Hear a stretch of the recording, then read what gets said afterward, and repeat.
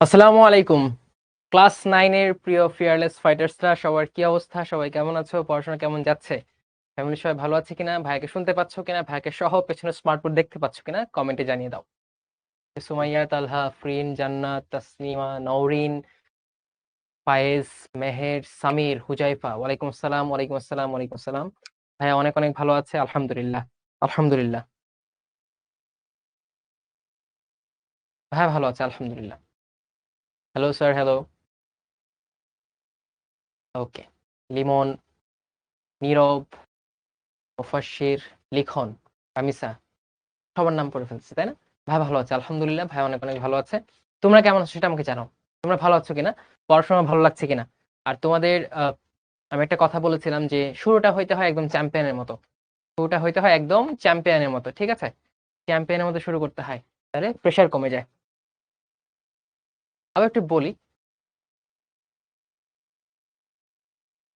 ওকে, ভালো ভালো। আচ্ছা, তাহলে পড়াশোনা শুরু করার আগে আমি কিছু কথাবার্তা বলে নেই। প্রথম কথা হচ্ছে ওল্ড কথা, বাট আবারও তোমাদের একটু রিমাইন্ড করে দেওয়া। সেটা হচ্ছে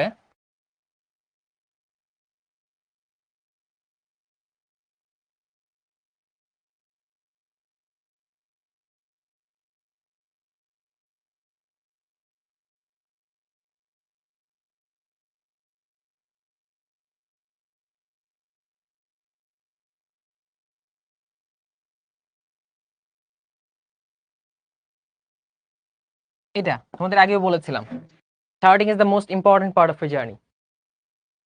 ঠিক আছে? কেন এটা বলেছিলাম? তোমার ক্রিকেট খেলা বা ফুটবল খেলার সাথে যদি কম্পেয়ার করি, সেটা ধরো তুমি ক্রিকেট খেলছো, হ্যাঁ? 20 ওভারে খেলা। প্রথম 5 ওভারে তুমি রান করে ফেলছো 120 without any loss of wicket. তারপরের 15 ওভার কি হবে? তোমার জন্য খুবই স্মুথ যাবে। তুমি মানে কনফিডেন্সের সাথে তোমার টিমকে এগিয়ে নিতে পারবা। ঠিক আছে? আবার ধরো চিত্রটা যদি ডিফারেন্ট হয়, প্রথম 5 ওভারে বাংলাদেশের মতো তোমার রান হচ্ছে 7, উইকেট হচ্ছে 5টা। বুঝছো? তখন কি হবে? তুমি প্রেসারে পড়ে যাবা। পরের যে সময়টুকু সেটা তোমার ফুল রিদমে তুমি কখনোই প্লে করতে পারবা না। তোমার টিম সবসময় আন্ডার প্রেসার থাকবে। ফুল পটেনশিয়াল বা ফুল ক্যাপাসিটি ওয়াইজ তুমি রান করতে পারবাই না, সবসময় চাপে থাকবা। তাই না? আবার ধরো অনেকে ফুটবল খেলা পছন্দ করো, তোমার ফেভারিট টিম কোনটা একটু কমেন্টে জানায় দাও। ধরো তুমি খেলা শুরু করেছো, 90 মিনিটের খেলার প্রথম 10 মিনিটেই তুমি 2টা গোল দিয়ে দিলা, বা প্রথম 15 মিনিটেই 3টা স্কোর করে ফেললা। এতে কি হবে? তোমার অপোজিশন চাপে পড়ে যাবে। তুমি খুব রিল্যাক্সে খেলতে পারবে, তোমার গেম প্ল্যানটা এক্সিকিউট করতে পারবে, ডিফেন্সে তুমি মোর কনসাস হইতে পারবে, রাইট? Argentina, Brazil, great. আচ্ছা, আবার তুমি প্রথম 5 মিনিটে যদি 3টা গোল খায় ফেলো, তখন কি হবে? তুমি এটাকে করতেই পারবা না, এটাকে যাইতেই পারবে না, এটাকে গেলেই ভয় লাগবে, এই বুঝি গোল খেয়ে ফেললাম আমি। তাই না?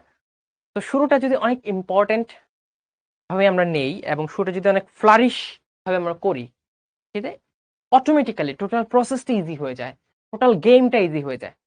ঠিক একইভাবে তুমি যখন একটা একাডেমিক ইয়ার, একটা শিক্ষা বছর খুব ভালো করে শুরু করবা, প্রথম 2-1 মাসেই বা প্রথম 3-4 মাসে একটা ভালো প্ল্যানিং নিয়ে, ভালো ডিসিপ্লিন ওয়েতে এগিয়ে তোমার একটা টোন সেট করে ফেলবা। ওকে, একটা স্ট্রং প্ল্যাটফর্ম হয়ে গেছে, আমি পড়াশোনা বুঝে ফেলছি কিভাবে করতে হয়, একটা প্রপার রুটিনে চলে আসছি। তখন automatically rest of the year খুব ভালো যাবে। তোমার একটা টোটাল ডিসিপ্লিনের মধ্যে থাকতে পারো, একটা প্রেশার কম ফিল করবা। বাট এরকম অনেকে আছো কিনা বলো তো ভাই, 4 মাস ওই যে প্রথম 5 ওভারে 3 উইকেট চলে যাওয়ার মতো, প্রথম 5 মিনিটে 3 গোল খায় ফেলার মতো আমি 4 মাস সময় নষ্ট করে ফেলছি, বা অলরেডি করে ফেলেছি। এখন কি চাপ লাগতেছে না? বলো তো, চাপ লাগতেছে না? চাপ লাগতেছে, রাইট? এটাই।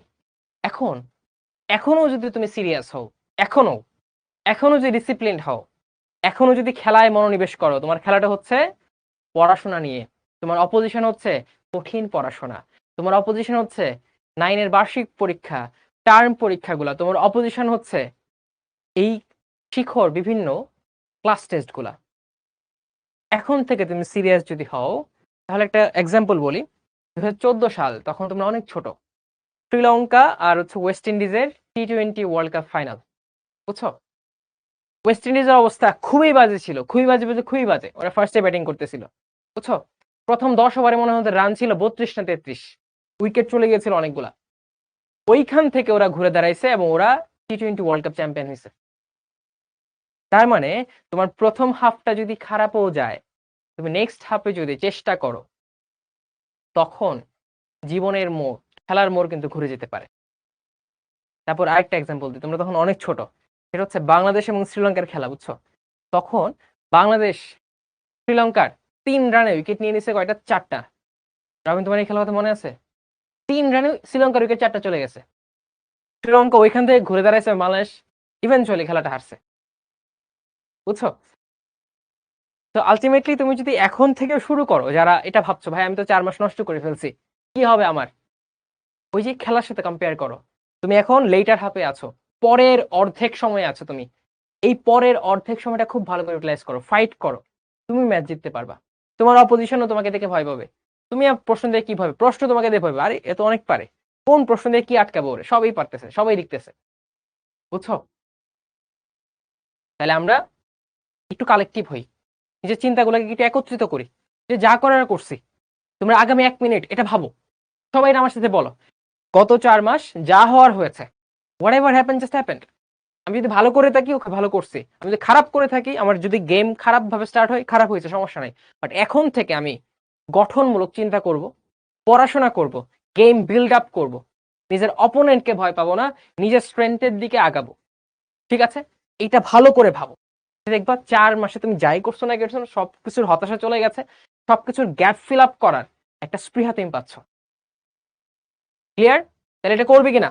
তুমি যদি 4 মাস ভালো করে পড়াশোনা করে থাকো, এইটাই তুমি কন্টিনিউ করবা, এই রিদমে ব্রেক করবা না তুমি।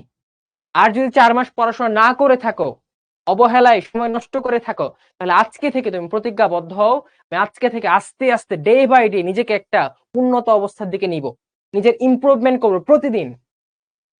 আজকে যদি আমি 5 ঘন্টা পড়ি, নেক্সট দিন 6 ঘন্টা পড়বো, বা আজকে আমি 2 ঘন্টা পড়তে পারি, নেক্সট দিন 3 ঘন্টা পড়বো।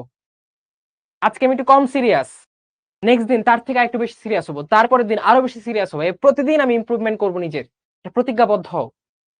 ওকে? ইনশাল্লাহ করবো, সে সাবাস। সবাই বলো, শুধু হাবিবা বলছে, সবাই বলো ইনশাল্লাহ আমি করবো, করে দেখাবো ইনশাল্লাহ।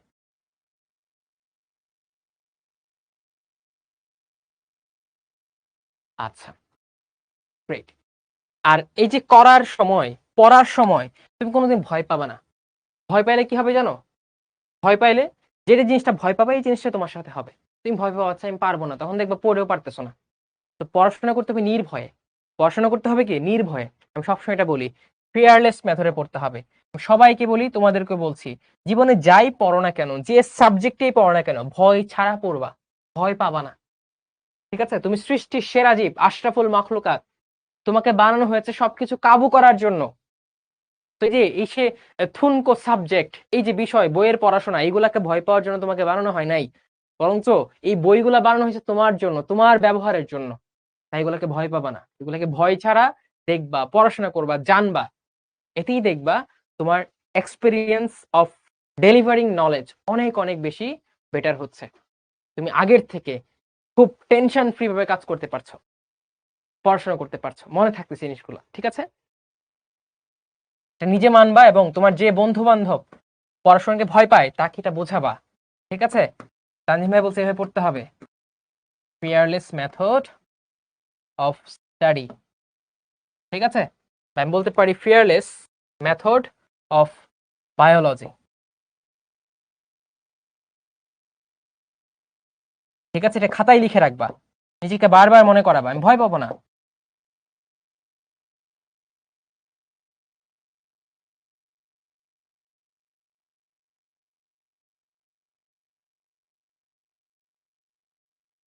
এক মিনিট, একটু সাউন্ড অফ করো আম্মু।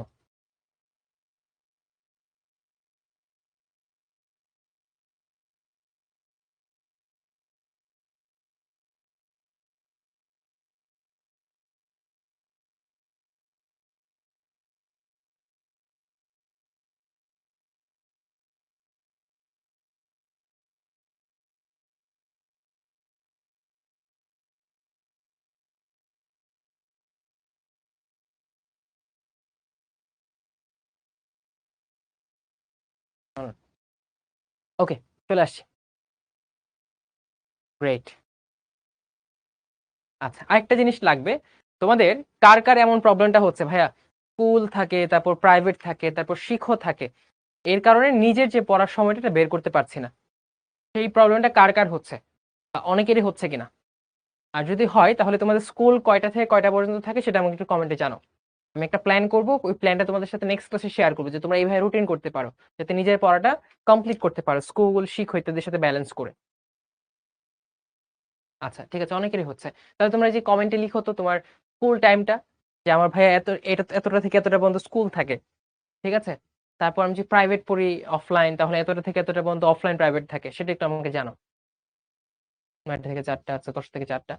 তাহলে মোস্ট অফ দ্য কেসে হচ্ছে তোমার অনেকে 7টা থেকে 2টা, অনেকে 12টা থেকে 4টা। আচ্ছা,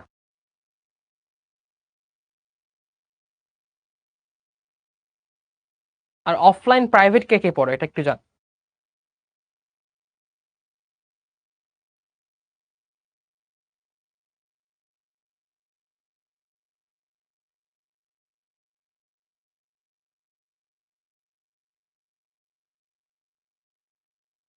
আচ্ছা, তাহলে আমি বুঝলাম তোমাদের ওভারঅল, যে অনেকের 7টা থেকে 12টা পর্যন্ত স্কুল থাকে, বা অনেকের হচ্ছে মোস্ট অফ দ্য কেসে 10টা থেকে 4টা পর্যন্ত স্কুল থাকে, তাই তো। তারপর স্কুল থেকে এসে শিক্ষক ক্লাস করো। তোমাদের শিক্ষতে প্রতিদিন কয়টা ক্লাস থাকে? 2টা? তোমাদের শিক্ষতে প্রতিদিন কয়টা ক্লাস থাকে?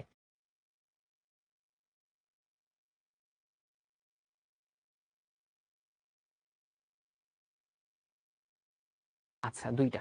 ঠিক আছে, তাহলে আমি এটা নিয়ে ভাবি, ঠিক আছে, চিন্তা করি, চিন্তা করে তোমাদের জন্য একটা বেস্ট রুটিন বানানোর চেষ্টা করি। তখন আগামী ক্লাসে এসে এটা শেয়ার করবো সবার সাথে, যে তোমরা এইভাবে পড়তে পারো। ঠিক আছে my dear students, fearless fighters, ভয় পাবো না, আমরা ইনশাল্লাহ জয় করতে পারবোই। ঠিক আছে, ভয় পাবো না। তাহলে চলো, আমরা অনেক কথাবার্তা বললাম, আজকে আমরা শুরু করি পড়াশোনা। ওকে, তোমরা যদি আমাকে বলো আমরা পড়াশোনা শুরু করব, পড়াশোনা শুরু করার সাথে সাথে আমি কমেন্ট অফ করে দিব, পড়াশোনা করবো, তারপর আবার কমেন্ট অন করবো। ওকে, কমেন্ট অফ করে দেই। ওকে,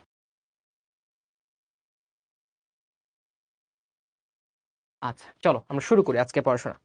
আজকে পড়াশোনা শুরু করার আগে আমরা গত ক্লাসের পড়াটা একটু রিক্যাপ করে নিই, তোমরা সবসময় এটা রিক্যাপ করবা। ঠিক আছে, ধরো তোমার অনেকগুলো ক্লাস থাকে, ক্লাস 2 তে আসার সময় তুমি চেষ্টা করবা ক্লাস 1-এ কি কি পড়েছিলা সেটা একটু রিক্যাপ করা, রিভিশন দিয়ে আসা। ঠিক আছে, যে কোনো সাবজেক্টে হোক না কেন। তো চলো আমরা ক্লাস 1-এ যা পড়েছিলাম একটু রিক্যাপ করি, রিভিশন দেই। আমরা এটাকে বলি কুইক রিক্যাপ সেশন।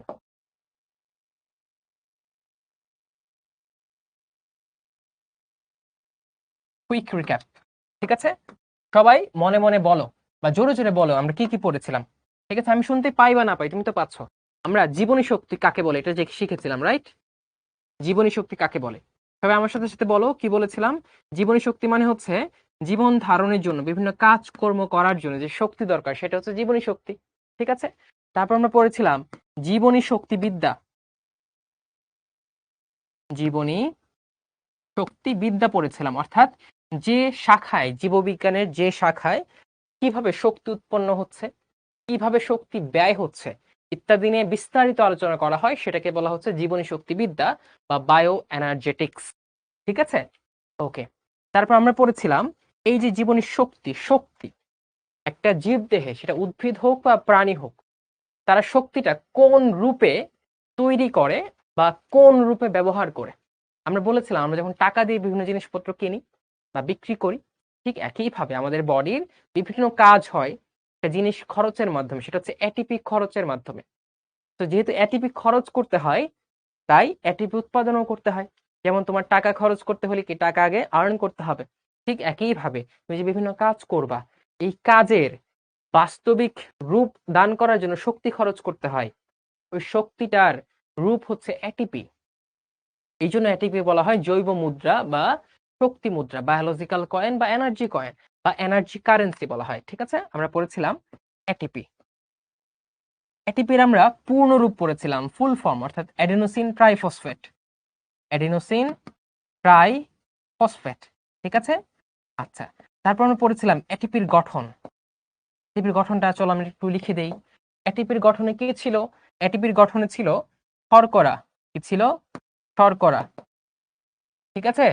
তারপর ছিল একটা নাইট্রোজেন ক্ষার, মানে অ্যাডিনিন, অ্যাডিনিন নামক নাইট্রোজেন বেস, নাইট্রোজেনাস বেস। ঠিক আছে, আর ছিল কি ফসফেট। এটিপিতে কয়টা ফসফেট ছিল ভাইয়া? এটিপিতে ছিল 3টি ফসফেট, অ্যাডিনোসিন ট্রাইফসফেট, নামের মধ্যে আছে ট্রাই। ঠিক আছে, আমরা এটিপি গঠন পড়েছিলাম। তারপর আমরা পড়েছিলাম সালোক সংশ্লেষণ কাকে বলে, সংজ্ঞা। সালোক সংশ্লেষণ কি, কাকে বলে এবং কোথায় হয় গাছের, এটা নিয়ে আমরা আইডিয়া নিয়েছিলাম, তাই না? আজকে আমরা সালোক সংশ্লেষণের প্রক্রিয়া সম্পর্কে জানবো, যে কিভাবে সালোক সংশ্লেষণ প্রক্রিয়াটা হয়। ঠিক আছে, অনেক বৃহত্তর এবং জটিল একটা প্রক্রিয়া, বাট তোমাদের বইয়ে খুব অল্প দেওয়া আছে, আমরা সেই অল্পটুকুই খুব ভালো করে পড়ার চেষ্টা করব। ঠিক আছে, তোমরা ভাইয়ের কথাগুলো খুব মনোযোগ দিয়ে শুনবে। ওকে, তো চলো প্রথমে সালোক সংশ্লেষণ কি আমরা জানি। হোয়াট ইজ ফটোসিনথেসিস বা সালোক সংশ্লেষণ? আমি একটা বিরাট বড় সংজ্ঞা দিয়েছিলাম, তাই না? বিক্রিয়াও লিখে দিয়েছিলাম। সালোক সংশ্লেষণ বা ফটোসিনথেসিস, ফটোসিনথেসিস।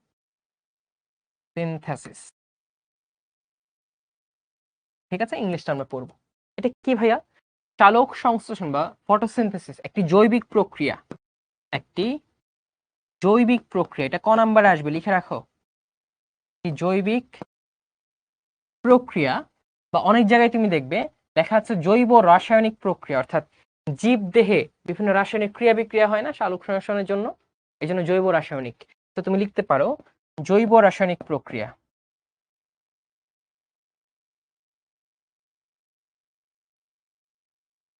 ঠিক আছে, জৈব রাসায়নিক প্রক্রিয়া, যে প্রক্রিয়ায়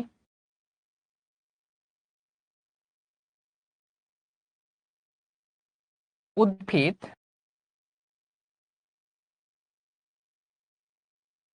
সৌর শক্তিকে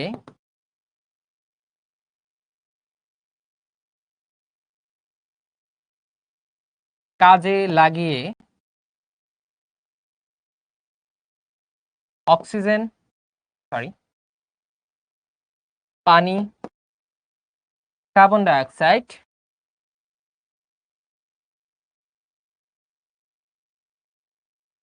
ও ক্লোরোফিলের,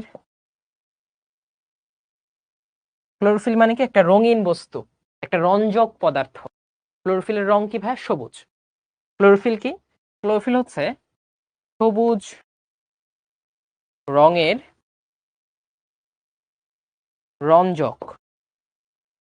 ঠিক আছে, রঞ্জক পদার্থ। রঞ্জক মানে কি ভাইয়া? যেটা রঙিন করে, এটা হচ্ছে রঞ্জক। ঠিক আছে, তো ক্লোরোফিলের সাহায্যে গ্লুকোজ বা শর্করা জাতীয় খাবার তৈরি করে। এটা হচ্ছে সালোক সংশ্লেষণ, তাই না? আমি গত ক্লাসে একটা সংজ্ঞা দিয়েছিলাম। তো তোমাদের যেটা মনে হয়, যেটা ইজি লাগে, সেটা বইয়ের সাথে মিলিয়ে তুমি সেই সংজ্ঞাটাই পরীক্ষার হলে দিবে। ঠিক আছে, এখন আমরা পড়বো সালোক সংশ্লেষণ কোথায় হয়, কোন অঙ্গে হয়। উদ্ভিদের কোথায় হয়, কোন অঙ্গে? কোন অঙ্গে হয় ভাইয়া? দেখো আমি বলেছি সালোক সংশ্লেষণের জন্য কি করতে হবে? সূর্যের শক্তিকে কাজে লাগাইতে হবে, অর্থাৎ সূর্যের শক্তিকে আগে গ্রহণ করতে হবে। আর সূর্যের শক্তি কি হিসেবে আসে? লাইট হিসেবে আসে, আলো হিসেবে আসে। ঠিক আছে, তো আলোর তো বিভিন্ন স্পেকট্রাম থাকে, বর্ণালী থাকে, তাই না? তোমরা পড়েছো সবুজ আলো থাকে, এই আলো থাকে, সেই আলো থাকে। তো এই যে সবুজ রঙের আলো বা আলোর যে স্পেকট্রাম, তরঙ্গ দৈর্ঘ্য, সেটাকে রিসিভ করার জন্য, গ্রহণ করার জন্য একটা রঞ্জক পদার্থ থাকতে হয়। ঠিক আছে, ওই রঞ্জক পদার্থ হচ্ছে তোমার ক্লোরোফিল। অর্থাৎ ক্লোরোফিল যদি না থাকে তাহলে আলোটাকে গ্রহণ করা সম্ভব না। আর আলোকে যদি আমরা গ্রহণ না করতে পারি, তখন এটাকে প্রসেসিং করে এই সৌর শক্তিটাকে ব্যবহার করে নতুন করে খাবার তৈরি করা সম্ভব না। তাই আমার অবশ্যই ক্লোরোফিল লাগবে। আর ক্লোরোফিল কি? সবুজ।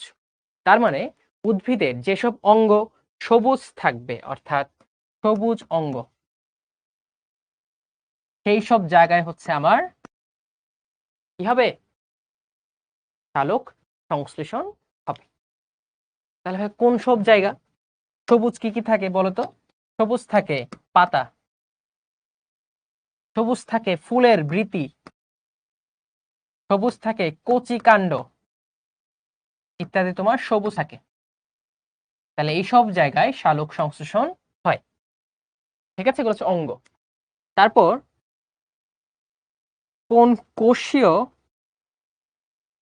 অঙ্গাণুতে, তোমরা পড়েছো কোষে অনেকগুলো ছোট ছোট অঙ্গাণু থাকে তাই না? মাইটোকন্ড্রিয়া থাকে, প্লাস্টিড থাকে, এই থাকে সেই থাকে তাই না? লাইসোজোম থাকে, রাইবোজোম থাকে, তোমরা জীবকোষ ও টিস্যুতে পড়েছো।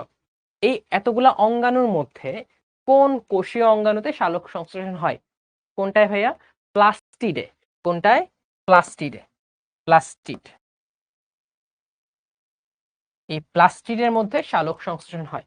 বা তোমরা যদি অন্যভাবে বলতে চাও সেক্ষেত্রে বলতে পারো প্লাস্টিডের অনেকগুলো ধরন আছে, তোমরা পড়েছো লিকোপ্লাস্ট, ক্লোরোপ্লাস্ট আর ক্রোমোপ্লাস্ট। এই প্লাস্টিডের ক্লোরোপ্লাস্টে, কোথায়? ক্লোরোপ্লাস্টে হয়। ঠিক আছে, ক্লোরোপ্লাস্ট। আবার যদি বলে আছে ঠিক আছে ক্লোরোপ্লাস্টের কোথায় হয়, তখন তুমি বলবা ক্লোরোপ্লাস্টের গ্রানাম ও ম্যাট্রিক্স ক্রোমাতে হয়। কোথায় হয়? ক্রোমাতে হয়। এসব জায়গায় সালোক সংশ্লেষণ হয়। ঠিক আছে, আচ্ছা। তারপর আমরা পড়েছিলাম যে সালোক সংশ্লেষণ হচ্ছে একটা রাসায়নিক ক্রিয়া বিক্রিয়া। তো রাসায়নিক ক্রিয়া বিক্রিয়াটা কি, চলো আমরা দেখে ফেলি। সবাই লিখো। প্রথমেই কি লাগবে তোমার? Carbon dioxide. এই যে কার্বন ডাইঅক্সাইড কি ফর্মে? গ্যাসিয়াস ফর্মে, যেটা উদ্ভিদ পত্ররন্ধ্র দিয়ে গ্রহণ করবে। উদ্ভিদের পাতার মধ্যে ছোট ছোট গর্ত থাকে, রন্ধ্র থাকে, ওই রন্ধ্র দিয়ে বাতাস ঢুকবে, বাতাসের মধ্যে থাকবে কার্বন ডাইঅক্সাইড। আমরা পড়েছি বাতাসে 0.03% কার্বন ডাইঅক্সাইড থাকে তাই না? তারপরে উদ্ভিদ মূল দিয়ে পানি শোষণ করবে। সেই পানি কয় অণু? 12 অণু, আর 6 অণু কার্বন ডাইঅক্সাইড।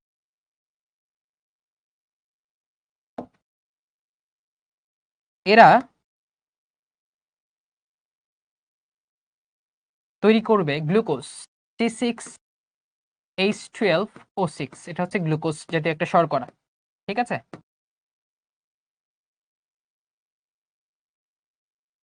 সাথে আসবে উপজাত দ্রব্য হিসেবে অক্সিজেন এবং পানি।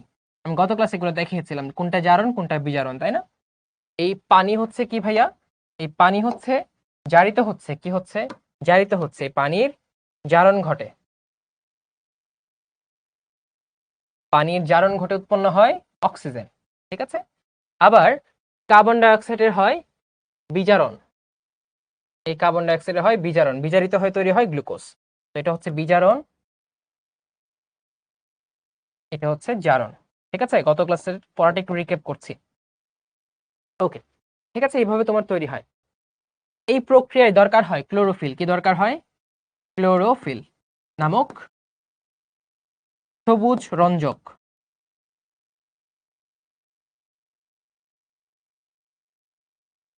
সবুজ রঞ্জক। ঠিক আছে, যে সবুজ রঞ্জকটা কি করে? এই যে সূর্য, এই যে সূর্য থেকে সূর্যের যে রশ্মিগুলো আছে, সূর্যের যে রশ্মিগুলো আছে,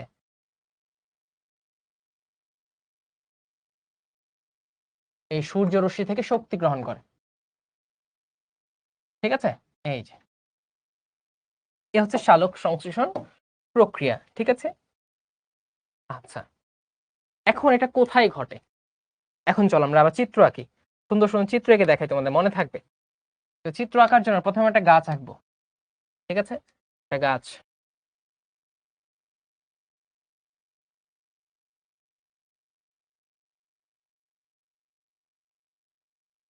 একটা গাছ আঁকলাম। এই পচা হইলে কেউ রাগ করো না। ঠিক আছে, একটা গাছ আঁকলাম। গাছের পাতা দিব, এই যে পাতা, এক পাতা বিশিষ্ট গাছ। হ্যাঁ, আচ্ছা, এটা তো মাটি। মাটির নিচে কি আছে? অসংখ্য আয়ন আছে। ঠিক আছে, পজিটিভ আয়ন, নেগেটিভ আয়ন। ঠিক আছে, তারপর পানি আছে। ওকে, সূর্যের আলো তো আমরা দিলাম, সূর্য রাখতে হয় নাকি? এই ধরো সূর্য। অনেকে ভাববে এটা চারুকলা ক্লাস, হঠাৎ করে আরে এগুলো কি। তোমরা ভাববা না, আমরা অনেক কিছু সুন্দর করে পড়ার জন্য এত সুন্দর করে চিত্র এঁকে পড়াশোনা করি যাতে মনে থাকে আমাদের। পড়লাম কিন্তু ভুলে গেলাম, এই পড়ার কোনো দাম নাই। আচ্ছা, এখন কি হবে, এই যে মূলের যে মূল রোম আছে, এই মূলের মূল রোম দিয়ে কি হবে, পানি শোষিত হবে। ঠিক আছে, পানি শোষিত হইলো, এই পানিটা শোষিত হয়ে কোথায় যাবে? পাতায় যাবে। কিভাবে শোষিত হয় বলতো? তোমরা পড়েছো পরিবহন টিস্যু, জাইলেম টিস্যু একটা আছে, জাইলেম মনে আছে? জীবকোষের টিস্যুতে পড়ার কথা, জাইলেম টিস্যু। জাইলেম টিস্যু দিয়ে পানিটা পরিবাহিত হয়ে কোথায় যাবে? তোমার ফ্যাক্টরিতে যাবে। কোনটা ফ্যাক্টরি? পাতা, কারণ সবুজ পাতাই হচ্ছে খাবার তৈরি করে। ঠিক আছে, তারপরে পাতাকে যদি তুমি জুম করো, পাতাকে যদি তুমি জুম করতে থাকো, তখন কি দেখবে? আসো, ধরো এটা আমি জুম করলাম।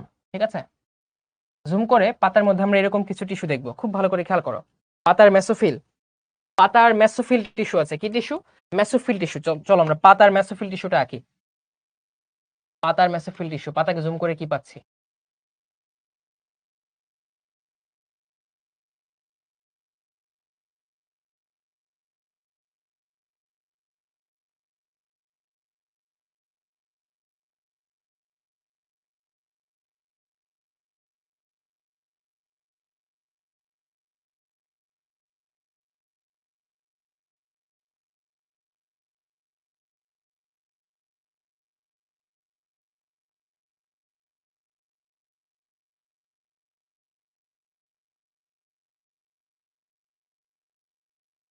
ঠিক আছে, এগুলো হচ্ছে পাতার মেসোফিল টিস্যু আঁকছি আমরা। এখানে পাতার উপরের ত্বক, পাতার উপরের ত্বক, উপরের ত্বক এপিডার্মিস যেটাকে বলে। পাতার উপরের ত্বক থাকবে না, এগুলো হচ্ছে উপরের ত্বক। ঠিক আছে, আচ্ছা। এইখানে আবার দুই ধরনের কোষ থাকে। কয় ধরনের? দুই ধরনের। কিছু দেখবা লম্বা লম্বা কোষ, এগুলো হচ্ছে লম্বা লম্বা কোষ। ঠিক আছে, লম্বা লম্বা কোষ এইখানেও সেম। ওকে, আবার এখানে এই কোষগুলো থাকে। ঠিক আছে, এরকম পিলারের মতো কোষগুলো। ওকে, এগুলো নিউক্লিয়াস। ঠিক আছে, কোষ। আবার কিছু কোষ থাকে এরকম, কিছু কোষ থাকে এরকম, যেগুলো স্পঞ্জি কোষ বলা হয়। কি কোষ? স্পঞ্জি কোষ।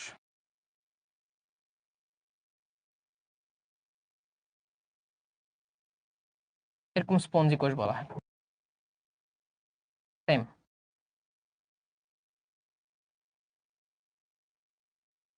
এরকম খোপ খোপ কিছু কোষ থাকে।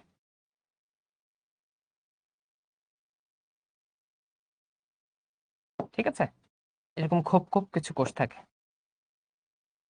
এই খোপ কোষের নিচে ছিদ্র থাকে কিছু। কি থাকে? ছিদ্র। এইখানে একটা ছিদ্র থাকবে। ঠিক আছে, এইখানে একটা ছিদ্র থাকবে, এইখানে একটা ছিদ্র থাকবে। এই অসংখ্য ছিদ্র থাকে। যেহেতু পাতার টিস্যুর মধ্যে ছিদ্রগুলো আছে, তাই এগুলাকে বলা হয় কি জানো? পত্ররন্ধ্র। এই পত্ররন্ধ্রকে কি করে, আমি গত ক্লাসে একে দেখিয়েছিলাম পত্ররন্ধ্রের গঠন। এই পত্ররন্ধ্রকে হচ্ছে দুইটা কোষ গার্ড দিয়ে রাখে, দুইটা কোষ গার্ড দিয়ে রাখে। ঠিক আছে, গার্ড দিয়ে রাখে। যেগুলো হচ্ছে কি রক্ষী কোষ, যেগুলো হচ্ছে রক্ষী কোষ, যেগুলো হচ্ছে রক্ষী কোষ। এই পত্ররন্ধ্র দিয়ে কে প্রবেশ করে জানো?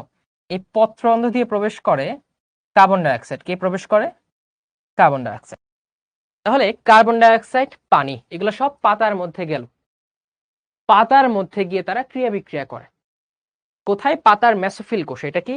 এটা হচ্ছে পাতার মেসোফিল কোষ। লিখে রাখো, এটা কি ভাইয়া?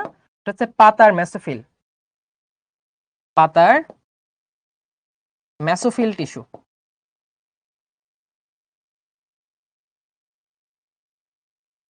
ঠিক আছে, মেসোফিল টিস্যু তুমি কয় ধরনের কোষ দেখলা? দুই ধরনের। এটাকে বলা হয় প্যালিসেড কোষ বা প্যালিসেড প্যারেনকাইমা। প্যালিসেড প্যারেনকাইমা কোষ। তোমরা পড়েছো প্যারেনকাইমা মানে কি, ঠিক আছে? প্যারেনকাইমা মানে মাথায় রাখবে প দিয়ে হচ্ছে পাতা, প দিয়ে প্যারেনকাইমা, পাতাতে থাকবে প্যারেনকাইমা কোষ। পাতার কাজ কি? পাক শাক করা, অর্থাৎ রান্না বান্না করা। প্যারেনকাইমার কাজ কি? রান্না বান্না করা। কি রান্না বান্না করবে? গ্লুকোজ রান্না বান্না করবে, ঠিক আছে? ওকে। আর এই যে খোপ খোপ গুলো যেগুলো দেখছো, এই খোপ খোপ এগুলো হচ্ছে স্পঞ্জি প্যারেনকাইমা। তোমরা এত ভালো করে পড়ছো, ট্রাস্ট মি, এগুলো এইচএসসি তে কত যে ভালো হেল্প করবে তোমাকে, এই বেসিকটা তুমি কল্পনাও করতে পারবা না। এবং অন্য 98% স্টুডেন্ট থেকে তোমাকে অনেক বেশি আগায় রাখবে এইগুলা, এই বেসিক গুলা, অনেক কিছু মনে রাখতে পারবা, ঠিক আছে? আচ্ছা, তারপর এই যে প্যালিসেড প্যারেনকাইমা গুলো দেখছো, এই প্যালিসেড প্যারেনকাইমার মধ্যে কি থাকে জানো? অসংখ্য ক্লোরোপ্লাস্ট থাকে, অসংখ্য ক্লোরোপ্লাস্ট থাকে। এখন তুমি যদি প্যালিসেড প্যারেনকাইমাকে তুমি জুম করো, এখানে অসংখ্য ক্লোরোপ্লাস্ট আছে, কি আছে? ক্লোরোপ্লাস্ট আছে। এটা তো তুমি জুম করলা, আসো জুম করো, এটাকেও জুম করলা। জুম করে কি পাবা জানো? জুম করে তুমি পাবা প্লাস্টিড, এটা মেইন মেকানিজমটা করতেছে। এটাও আঁকো, প্লাস্টিড আঁকতে তো হবেই, মাস্ট, প্লাস্টিড আঁকা মাস্ট।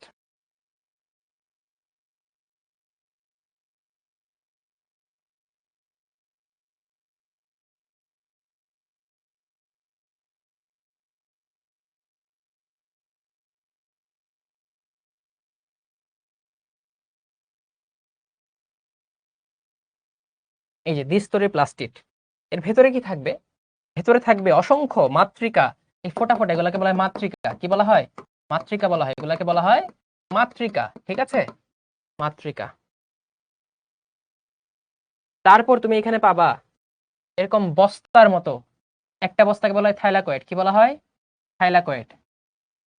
অসংখ্য থাইলাকয়েড যখন একে অপরের সাথে যুক্ত হবে, তখন তুমি সেটাকে বলবা গ্রানাম, এটা হচ্ছে গ্রানাম। এখানে আরো গ্রানাম, ঠিক আছে? এইখানে আরো গ্রানাম, এখানে আরো গ্রানাম। গ্রানামগুলোকে যুক্ত করে রাখে কি? একটা লম্বা নালী বা স্ট্রোমা ল্যামেলি, এগুলো হচ্ছে স্ট্রোমা ল্যামেলি, ঠিক আছে? এগুলো হচ্ছে চিত্র প্লাস্টিড, চিত্র প্লাস্টিড বা ক্লোরোপ্লাস্ট,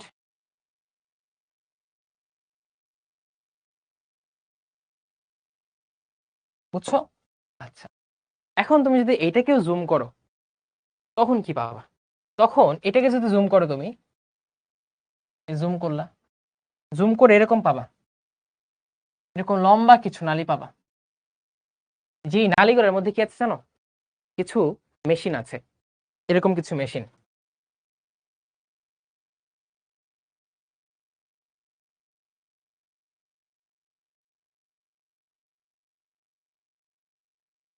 মেশিনগুলোর নাম হচ্ছে এটিপি সিনথেটেস। কি নাম? এটিপি সিনথেটেস। সিনথেটেস মানে কি বুঝো? সিনথেসিস মানে হচ্ছে তৈরি করা, আর সিনথেটেস মানে হচ্ছে যারা তৈরি করে। তার মানে এটিপি সিনথেটেস। যেটা আমি বললাম, ধরো কার নাম নিলাম, নুরুজ্জামান দা স্কোরার, তুমি বুঝবা নুরুজ্জামান স্কোর করে, ঠিক আছে? আমি নিলাম আতিকুর কুকার, মানে আতিকুর রান্না করে, ঠিক আছে? আমি লিখলাম শ্রেয়া সিঙ্গার, ঠিক আছে? সে গান গায়, তুমি নাম থেকে বুঝে ফেলতে পারছো। ঠিক একইভাবে এটিপি সিনথেটিস মানে তারা এটিপি তৈরি করে, তাই এগুলোর নাম হচ্ছে ATP synthetase. ATP synthetase unit.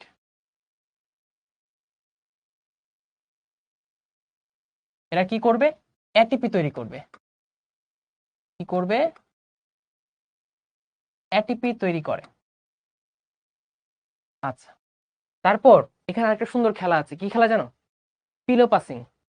এখানে পিলোটা কি জানো? বালিশটা হচ্ছে ইলেকট্রন। এখানে ইলেকট্রন পাস করার জন্য, ইলেকট্রন পাস করার জন্য আরো ছোট ছোট কিছু চেইন থাকে, বুঝছো? সেগুলোকে বলা হয় ইলেকট্রন ট্রান্সপোর্ট চেইন। কি বলা হয়? Electron transport chain, electron transport chain. এরা কি করে ভাইয়া? ইলেকট্রন আদান প্রদান। কমেন্ট অন করি। এই তোমরা কি ঘুমায় গেছো?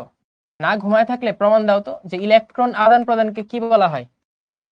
ইলেকট্রন আদান প্রদানকে কি বলা হয়? ইলেকট্রনের দান এবং গ্রহণকে কি বলা হয় জানো আমাকে?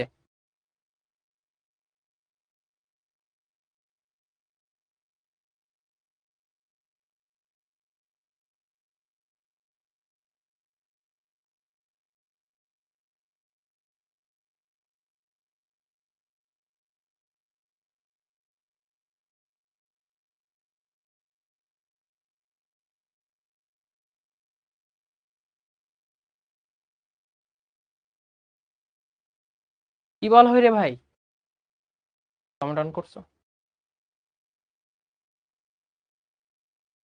কাজল বলছে স্যার আমার নামটি নিবেন। ইলেকট্রন আদান প্রদানকে কি বলা হয়? জারণ বিজারণ বলা হয়। জারণ বিজারণ, ঠিক আছে। তো ওদের জারণ বিজারণ হয়, ঠিক আছে। আমরা বলেছিলাম জারণ মানে কি বলতো? ইলেকট্রন দান করা, ঠিক আছে। ইলেকট্রন দান করে সে পজিটিভ হয়, হাইড্রোজেন ছেড়ে দেয়। আবার হাইড্রোজেন গ্রহণ করে কখন? যখন সে ঋণাত্মক হয়, অর্থাৎ বিজারণ হলে। সেখানে যেহেতু জারণ বিজারণ হয়, এখানে হাইড্রোজেনের আদান প্রদান হয়। হাইড্রোজেনের আদান প্রদান হয়, ঠিক আছে। তাই এখানে হাইড্রোজেনের আদান প্রদানের মাধ্যমে কি তৈরি হয় জানো? এন, লিখে রাখো, এন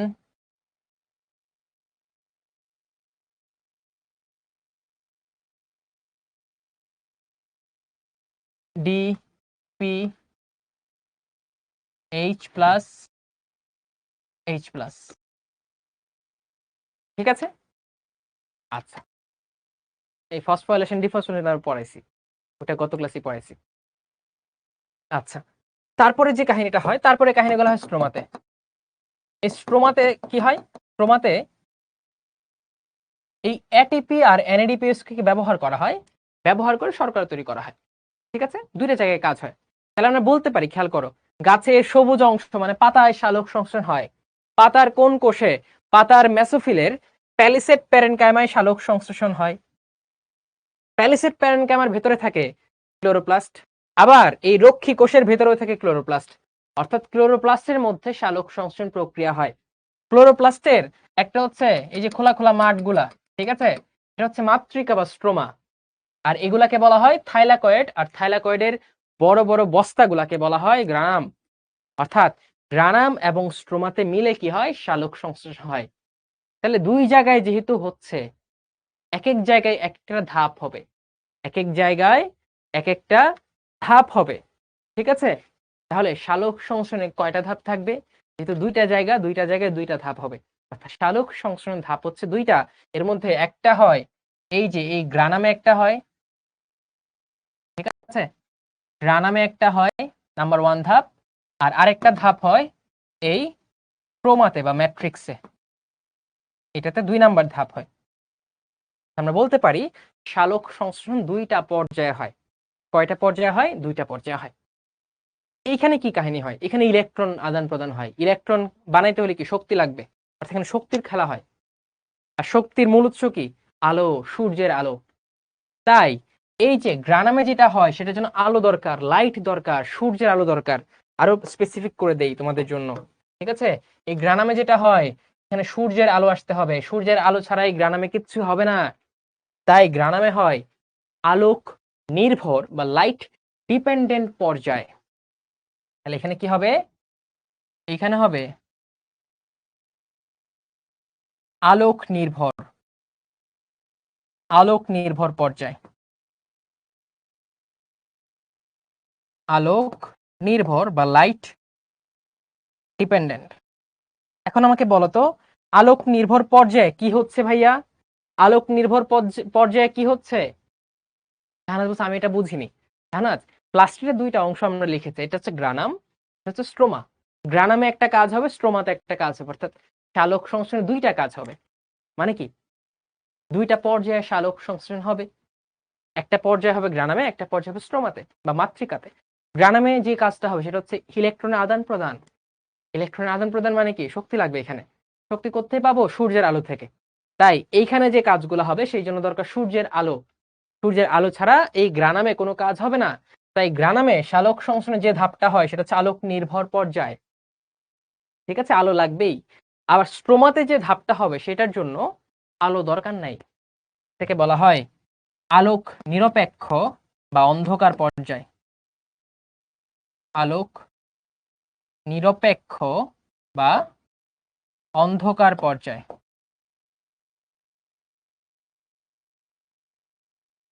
বুঝছো? এখন তোমরা আমার আলোচনা থেকে বলো তো যে ভাই এই আলোক নির্ভর পর্যায়ে কি হচ্ছে? আলোক নির্ভর পর্যায়ে এই এটিপি সিনথেটিস ইউনিট থেকে বা এটিপি সিনথেটিক ইউনিট থেকে এটিপি তৈরি হচ্ছে আলোক পর্যায়ে। তৈরি হচ্ছে NADPH2। NADPH2 হচ্ছে একটা পদার্থ যার নাম হচ্ছে নিকোটিনামাইড, ঠিক আছে। Nicotinamide diacetone, nicotinamide adenosine dinucleotide phosphate.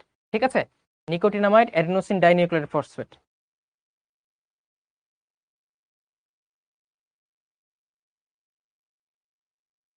ঠিক আছে, নিকোটিনামাইড অ্যাডেনিন ডাইনিউক্লিয়েটেড ফসফেট। এটা কি নোট করব? আগে বোঝো, তারপরে তো আমি লিখিয়ে দিই সবকিছু। ঠিক আছে, একজন বলছে কলা গাছের মূল ছাড়া, কলা গাছের মূল নাই, তোমার কে বলছে? খুব চিকন চিকন মূল থাকে কলা গাছে, কলা গাছে খুব চিকন চিকন মূল থাকে। সবের কমেন্ট অফ করাবে। ঠিক আছে, তাহলে আবারও কমেন্ট অফ করছি, তোমরা বোঝার চেষ্টা করো। আর আমি কি বলছি, একবার না বুঝলে আমরা বারবার পড়বো, একবার না বুঝলে বারবার পড়বো, বারবার ভাইয়ার কথা শুনবো, তারপর বুঝার চেষ্টা করব। আচ্ছা, চলে আসো। তো দুইটা পর্যায়ে সালোক সংশ্লেষণের কয়টা পর্যায়? দুইটা পর্যায়। একটা হচ্ছে আলোক নিরপেক্ষ, যেটা স্ট্রোমাতে হবে। একটা হচ্ছে আলোক নির্ভর, যেটা হচ্ছে গ্রানামে হবে। আলোক নির্ভরে কি হয়?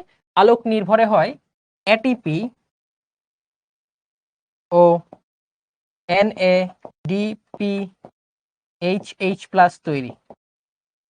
আর এই এটিপি এবং NADPH+ বা NADPH2 কে ব্যবহার করে আলোক নিরপেক্ষ অধ্যায় হয় গ্লুকোজ তৈরি। কি হয়? গ্লুকোজ তৈরি।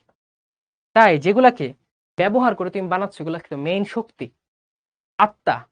তাই এটিপি আর NADPH না থাকলে তুমি কি বানাইতে পারতা না। এগুলো আগে বানাচ্ছ, এগুলাকে ব্যবহার করে পরে আলোক নিরপেক্ষ পর্যায়ে তুমি গ্লুকোজ বানাচ্ছ। তাহলে আত্মা কোনটা ভাই? আত্মা হচ্ছে এটিপি এবং NADPH2। তাই এটিপি এবং NADH2 কে বলা হয় আত্তীকরণ শক্তি। কি বলা হয়? আত্তীকরণ শক্তি। সালোক সংশ্লেষণের আত্তীকরণ শক্তি বলা হয়, এটা মাথায় রাখবা। সালোক সংশ্লেষণের আত্তীকরণ শক্তি কাকে বলা হয়? এটিপি এবং NADPH2 কে। কারণ এগুলো আত্মা হিসেবে ব্যবহার করেই পরে আমার গ্লুকোজ বানাইতে হয়। আমরা অনেক কিছু করে ফেলছি। ঠিক আছে, এখন দেখো এই যে সালোক সংশ্লেষণ, এই যে তার নাম দেখছো ব্ল্যাকম্যান, সে কি করছে জানো? সে হচ্ছে এই আলোক নিরপেক্ষ পর্যায়ের বিভিন্ন ধাপ আবিষ্কার করছে। আচ্ছা, সালোক সংশ্লেষণের ধাপ কয়টা? দুইটা। নাম্বার 1 আলোক নির্ভর, সেটা কোথায় হয়? আমরা অলরেডি বলে ফেলেছি, কোথায়? গ্রানামে। কোথায়? গ্রানামে। আলোক নিরপেক্ষ পর্যায়ে এটা কোথায় হয়? ক্রোমাতে হয়। কোথায়? ক্রোমাতে হয়। কি হয়? ক্রোমাতে হয়। ঠিক আছে, ওকে। আলোক নির্ভর পর্যায়ে কি উৎপন্ন হয় বলতো? আলোক নির্ভর পর্যায়ে উৎপন্ন হয় এটিপি। সূর্যের আলো থেকে শক্তি নেয়, শক্তি এটিপি ফর্মে উৎপন্ন করে। কিভাবে তৈরি করে? ফসফোরাইলেশন বা ফটোফসফোরাইলেশনের মাধ্যমে। কিভাবে? ফটোফসফোরাইলেশন। লিখে লিখো, আলোক নির্ভর পর্যায়ে ঘটে ফটোফসফোরাইলেশন। আমরা গত ক্লাসে পড়েছিলাম ফটোফসফোরাইলেশন কি। ঠিক আছে, এই ফটোফসফোরাইলেশনের মধ্যে উৎপন্ন হয় এটিপি এবং তৈরি হয় NADPH+।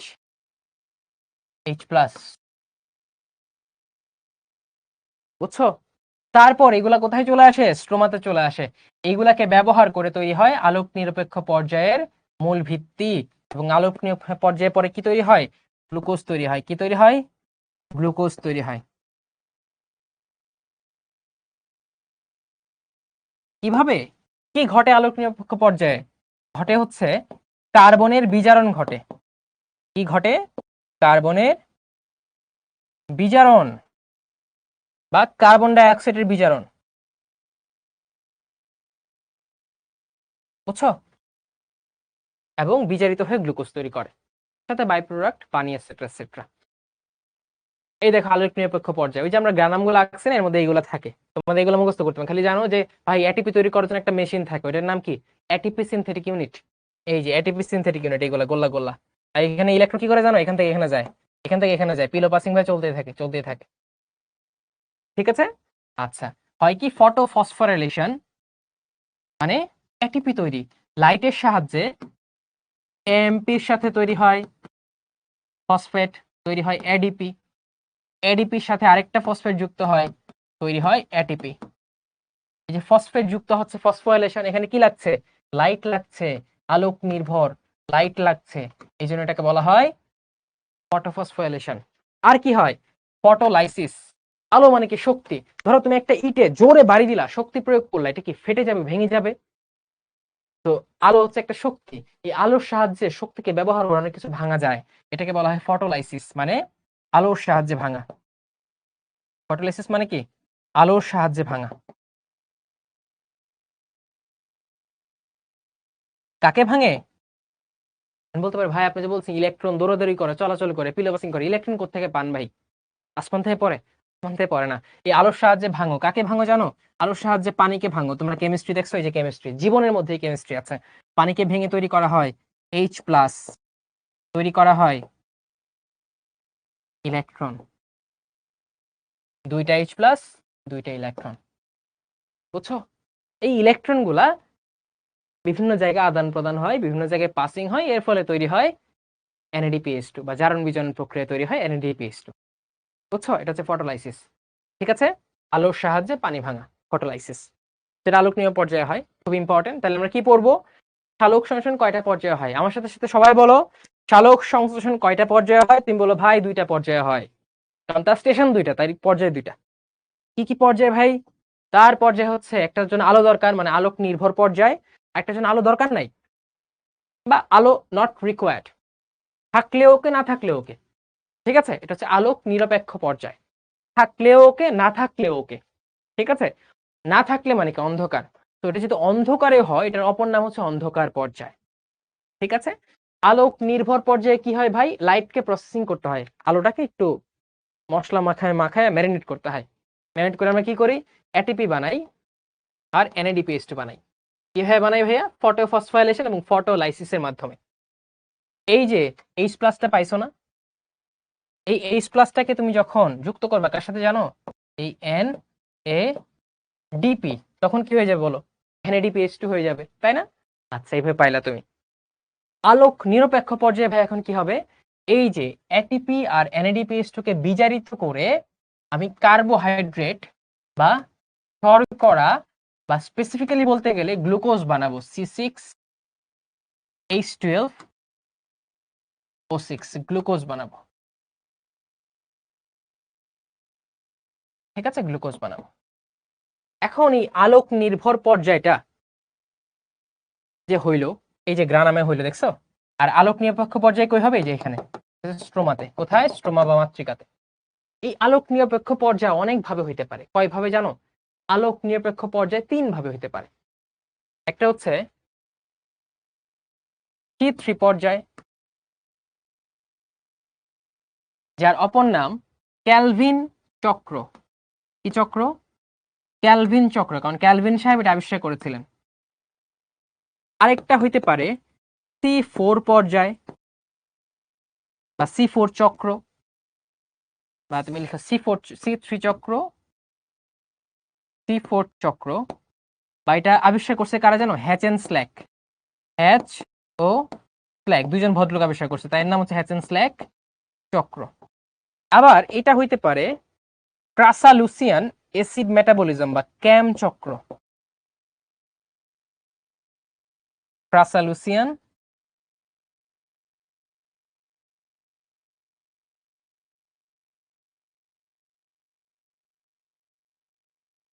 Acid metabolism. এই 3টা ভাবে হইতে পারে, অর্থাৎ এক একটা উদ্ভিদে এক এক রকমের হয়। এর মধ্যে ম্যাক্সিমাম উদ্ভিদের, তুমি আশেপাশে যাই দেখো না কেন, প্রায় 85% উদ্ভিদের হয় C3 চক্র। 80 থেকে 85% কি হয় জানো? C3 চক্র হয়। ক্লিয়ার? উদাহরণ কারা? এই যে ধান, তুমি আশেপাশে যা দেখো, গম, তারপর হচ্ছে আম, জাম, কাঁঠাল, লিচু, যা দেখো সবগুলাতে প্রায় মোটামুটি C3 চক্র হয়। আর কিছু উদ্ভিদ যেমন ভুট্টা, তারপরে আখ খাও, ইক্ষু, ঠিক আছে, তারপর হচ্ছে ঘাস, এগুলাতে হয় C4 চক্র। আর মরু যে বা মরুভূমিতে যে উদ্ভিদগুলো হয়, মরুজ উদ্ভিদ যেমন ক্যাকটাস, ফণিমনসা ইত্যাদিতে চক্রটা হয় ক্যাম চক্র। কি চক্র? ক্যাম চক্র। ঠিক আছে? তাহলে আলোক নিরপেক্ষ পর্যায়ে ভাই অনেক রকমের হইতে পারে। C3 চক্র, C4 চক্র, ক্যাম চক্র। ঠিক আছে? এখন আমরা C3 C4 এটা পড়বো অ্যাকচুয়ালি। C3 কি? C3 অপর নাম ক্যালভিন চক্র। ভাই এখন C3 কেন বলছেন ভাই? C মানে হচ্ছে কার্বন, 3 মানে হচ্ছে 3টা কার্বন। তার মানে ভাই এখানে কি 3টা কার্বনের খেলা আছে? উত্তর হচ্ছে হ্যাঁ। কি খেলা ভাই? এইখানে প্রথম যে বস্তুর উৎপন্ন হয় সেটা হচ্ছে 3টা কার্বন নিয়ে গঠিত। এজন্য তার নাম C3। যেমন ধরো তুমি এমন একটা জায়গায় পা রাখলা, যে জায়গায় এর আগে আর কেউ ঢুকে নাই, তুমি প্রথম মানব বা মানবী সেখানে আসছো, তখন তুমি তার নাম অনুসারে তোমার নাম রেখে দিলা, বা তোমার নাম অনুসারে সেই জায়গার নাম রেখে দিলা যে আমি ওখানে গেছি, এটার নাম হচ্ছে ইশতিয়াক প্লাজা, ঠিক আছে। মুজাহিদ, এটার নাম হচ্ছে মুজাহিদ নগর, ঠিক আছে। তারপর হচ্ছে হিবা, হিবা বলবা, এটার নাম হচ্ছে হিবাবাদ, নাম দিয়ে দিলা। তো এই চক্রের মধ্যে প্রথম যে পদার্থটা তৈরি হয় তার কার্বন সংখ্যা থাকে 3, এই জন্য তার নাম C3 চক্র। এই C4 চক্রের মধ্যে প্রথম যে পদার্থটা তৈরি হয় তার কার্বন সংখ্যা 4, এই জন্য C4 চক্র। আর এখানে অ্যাসিড তৈরি হয়, জন্য হচ্ছে প্রাসালুসিয়ান অ্যাসিড মেটাবলিজম চক্র। বুঝছো? ইশতিয়াক স্যার এটিপি সিনথেসিসটা একটু বুঝিয়ে দেন। ইশতিয়াক খুব সহজ ভাষায় বলি, এটা কমপ্লেক্স জিনিস। এটিপি সিনথেসিস হচ্ছে কিছু মেশিন, কিছু যন্ত্রপাতি যেখানে এটিপি তৈরি হয়, যেগুলো কই থাকে? প্রাণামে থাকে। ক্লিয়ার? ওকে। এই দেখো, আলোক নিরপেক্ষ পর্যায় বা কার্বন বিজারণের গতিপথ, বা তুমি লিখতে পারো আলোক নিরপেক্ষ বা লাইট ইন্ডিপেন্ডেন্ট পর্যায়ের গতিপথ। আমাদের ক্লাস কয়টা পর্যন্ত?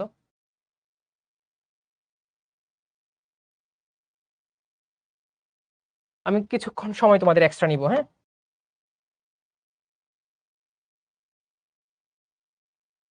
ঠিক আছে, 3টা। এটা হচ্ছে ক্যালভিন চক্র, C3 চক্র। কেন? কারণ তার প্রথম স্থায়ী পদার্থটা হচ্ছে 3 কার্বন বিশিষ্ট ফসফোগ্লিসারিক অ্যাসিড। এটা স্টার মার্ক দিয়ে রাখো, যে ভাইয়া বলছে এটা না পড়ে পরীক্ষার হলে যাওয়া যাবে না। এটা আসবেই যে C3 চক্রের প্রথম স্থায়ী পদার্থ কোনটা। তুমি বলবা C3 চক্রের প্রথম স্থায়ী পদার্থ হচ্ছে 3 ফসফোগ্লিসারিক অ্যাসিড। ঠিক আছে, এখানে কি কাহিনী হয়? এখানে কার্বন ডাইঅক্সাইডটা আসে, ঠিক আছে। কার্বন ডাইঅক্সাইডটা এসে কার সাথে যুক্ত হয় জানো? রাইবোলোজ 1,5 বিসফসফেট, রাইবোলোজ 1,5 বিসফসফেট, বুঝছো? এর সাথে যুক্ত হয়, যুক্ত হয়ে তৈরি করে এই ফসফোগ্লিসারিক অ্যাসিড, বুঝছো? Phosphoglyceric acid. এই ফসফোগ্লিসারিক অ্যাসিড থেকে পরে নানান বিক্রিয়ায় কি তৈরি হয়? গ্লুকোজ তৈরি হয়। কি তৈরি হয়? গ্লুকোজ। এটা হচ্ছে C3 চক্র, ঠিক আছে। এটা C3 চক্র। আচ্ছা, এই যে C3 চক্র। আর C4টা কি ভাইয়া? এটা হচ্ছে C4 চক্র। এখানে খেয়াল করো, C4 চক্রে 2টা কোষ, মেসোফিল কোষ আর একটা হচ্ছে বান্ডেল শীথ। 2টা কোষে 2টা রকমের কাজ হয়। কি কাজ হয়? কার্বন ডাইঅক্সাইড আসে, কার্বন ডাইঅক্সাইড এসে কার সাথে যুক্ত হয় জানো? লিখে রাখো, ফসফোইনল পাইরুভিক অ্যাসিড।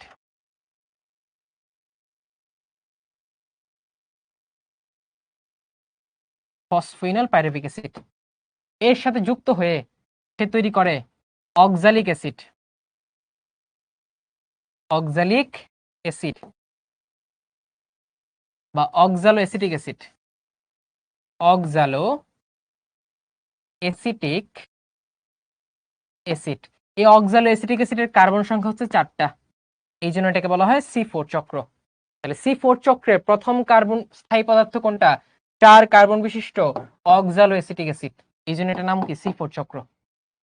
তারপর পরবর্তীতে অক্সালো অ্যাসিটিক অ্যাসিড থেকে উৎপন্ন হবে বিভিন্ন ক্রিয়া বিক্রিয়ায় গ্লুকোজ উৎপন্ন হবে। কি হবে? গ্লুকোজ উৎপন্ন হবে, ঠিক আছে। এবং মাথায় রাখবা, C4 চক্রগুলা C3 এর সাথে খুব ঘনিষ্ঠভাবে রিলেটেড। সিটা C4 C3 কে হেল্প করে। এই দেখো, কার্বন ডাইঅক্সাইড চলে আসছে C4 থেকে, এটা কোথায় যাচ্ছে? পরে C3 তে যাচ্ছে। যাই হোক, তারপরে স্ক্যাম তোমাদের দরকার নেই, মানে ক্যাম, এটা তোমার জন্য স্ক্যাম, এটা দরকার নেই। এখন দেখি এটা একটু দাগাও তো সবাই।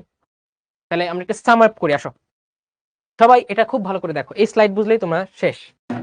চালক সংশ্লেষণ।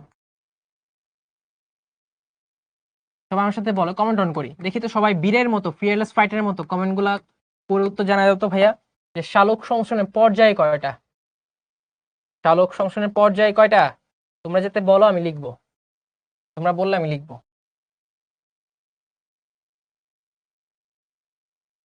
দুইটা পর্যায়, একটা কি আলোক নির্ভর পর্যায়,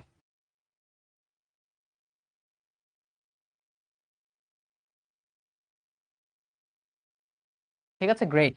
কোথায় হয় আলোক নির্ভর পর্যায়? আলোক নির্ভর পর্যায়ে কি কি হয়, কোথায় হয়? এটা হয় গ্রানামে, এটা হয় এটিপি সিনথেটিক ইউনিট ও ইলেকট্রন ট্রান্সপোর্ট চেইনে। এখানে কি উৎপন্ন হয়? তৈরি হয় এটিপি ও এনএ ডিপিএইচ এইচ প্লাস, অনেকে এটাকে এনএ ডিপিএইচ2 হিসেবেও লিখে, ঠিক আছে। আরেকটা হচ্ছে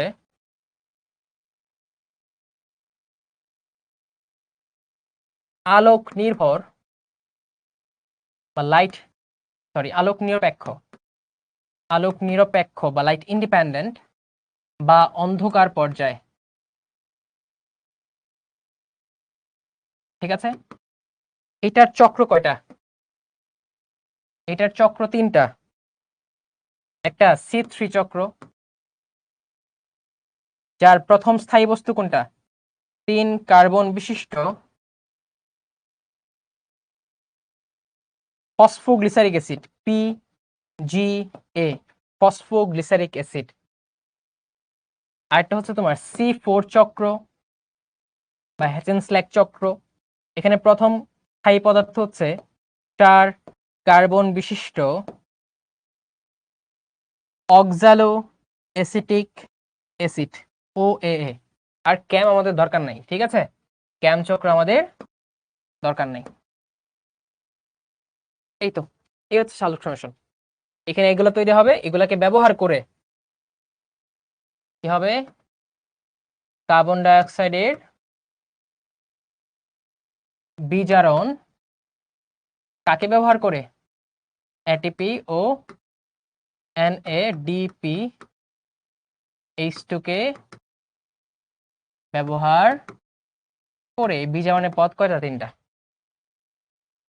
প্রথম স্থায়ী বস্তু দেখো ফসফোগ্লিসারিক অ্যাসিড বা PGA, ঠিক আছে। এখন চলে আসো সালোক সংশ্লেষণ ক্লোরোফিলের ভূমিকা। তোমার উত্তর হচ্ছে ভাই ক্লোরোফিল না থাকলে সবুজ থাকবে না, ক্লোরোফিল না থাকলে সূর্যের আলো গ্রহণই করতে পারবে না, তাই ক্লোরোফিল খুবই গুরুত্বপূর্ণ, ঠিক আছে। এই আলোর ভূমিকা, সূর্যের আলো, সৌরশক্তি হচ্ছে সকল শক্তির উৎস, সূর্যের আলো না থাকলে, সৌরশক্তি না থাকলে কোনো কাজই হবে না, ঠিক আছে। এই হচ্ছে ভূমিকা। কত তরঙ্গ দৈর্ঘ্যের আলোতে সালোক সংশ্লেষণ ভালো হয়? মাথায় রাখবা কত। আমরা বলি রেড লাইটে সবচেয়ে বেশি ভালো হয়। কোন লাইটে? রেড লাইটে, ওইটা 680-তে। যার তরঙ্গ দৈর্ঘ্য বেশি তার সালোক সংশ্লেষণ ক্ষমতা বেশি, অর্থাৎ লাল আলোতে সালোক সংশ্লেষণ সবচেয়ে ভালো হয়, লাল আলোতে সব থেকে ভালো, বুঝছো? ওকে, এই ছিল তোমার সালোক সংশ্লেষণ প্রক্রিয়া, কি হচ্ছে, কোনটার কি ভূমিকা, ক্লিয়ার। এখন তোমাদের যাদের একটু প্যারা লাগছে তারা আমার ক্লাসটা আবার দেখবা। কোন নাম্বার স্লাইডটা আমি বলে দেই, এগুলো ভাই খুবই ইম্পর্টেন্ট, তোমার বেসিকের জন্য এগুলো লাগবেই। তানজিম ভাইয়ের ক্লাস করবা বেসিক জানবা না, এটা কিন্তু হবে না, বেসিক জানতে হবে। এই যে এই স্লাইডগুলো থেকে 8, 9, 10, ঠিক আছে, 11, এই 4টা স্লাইড খুব ভালো করে আবারও বাসায় পড়বা, তারপর বইটা পড়বা। এই 4টা স্লাইডে ভাইয়া কি কি বলছি আবারও বাসায় শুনবা 2x স্পিডে, ঠিক আছে। দেখো, জীবনে যদি কাঠিন্য না থাকে, চ্যালেঞ্জ না থাকে, জীবনে কোনো মজাই নাই। ধরো তোমার আমি একটা খেলতে দিলাম, তোমার 2 বছর বয়সী এক কাজিনের সাথে, তুমি তার সাথে ফুটবল খেলছো, তাকে খুব সুন্দর করে ড্রিবল করে তুমি ওরে গোল দিবা, ওরে হারায় দিবা, বাট এতে কি তুমি মজা পাবো বলো? এই তুমি এতে মজা পাবা? কেমন স্পিক আপ। তোমার অপোনেন্ট হচ্ছে 2 বছর একটা শিশু, ওর সাথে তুমি ক্রিকেট খেলো, ফুটবল খেলো, তুমি ওরা তো হারাবাই, এতে কি তোমার মজা লাগবে, আনন্দ লাগবে? লাগবে কিনা বলো? লাগবে না। কখন আনন্দ লাগবে? ধরো national level player Tamim Iqbal খেলতে গেছে, তুমি বল করলা, প্রথম বলের বোল্ড, এর থেকে আনন্দ আর কি আছে? এর থেকে আনন্দের কি আছে, তাই না? বিরাট কোহলি আসছে, তুমি ওরা বল করছো, বোল্ড হয়ে গেছে। মেসি আসছে খেলতে, তুমি কোনো মতো নাটমেক করে দিছো। তো that's the joy, that's the happiness of taking down big challenges. Ramos আসছে, রামোসটা কাটায় তুমি গোল দিয়ে দিছো, তো এটা না আনন্দ? কঠিন জিনিস নির্ভয়ে পড়বো, সেটাকে আয়ত্ত করব, দ্যাটস দ্য হ্যাপিনেস। তখন মনে হবে ওয়াও পারতেছি, গ্রেট, তাই না? তো আমরা কঠিন জিনিসকে কোনোদিন ভয় পাবো না, আমরা ভাববো কঠিন জিনিসকে জয় করব আমি, সেটা আমার রিয়েল পাওয়ার। ঠিক আছে, আমি যে বড় হচ্ছি, ম্যাচিউর হচ্ছে, ফিয়ারলেস, এটার প্রমাণ কি? কঠিন জিনিস ছুরি দিয়ে উড়াই দিচ্ছি, এটাই প্রমাণ। ঠিক আছে, ক্লিয়ার? ওকে, তাহলে আমরা কি করব? এই জিনিসটা বই থেকে পড়বো, ভাইয়ার কথাগুলো আবার শুনবো, না বুঝা পর্যন্ত ছাড়বো না। ঠিক আছে, ক্লিয়ার? পড়ে যাই। তার বোর্ড দেখা যাচ্ছে, কি বলো বোর্ড দেখা যাচ্ছে? ওকে, তাহলে তাহলে আজকের ক্লাস এতটুকুই থাকুক। সবাই ভালো থাকো, সুস্থ থাকো। হোমওয়ার্ক নিয়ে যাও। কোথায় যাবা, পালাবে কোথায়? হোমওয়ার্ক নিয়ে যাও সবাই। এটা হোমওয়ার্ক।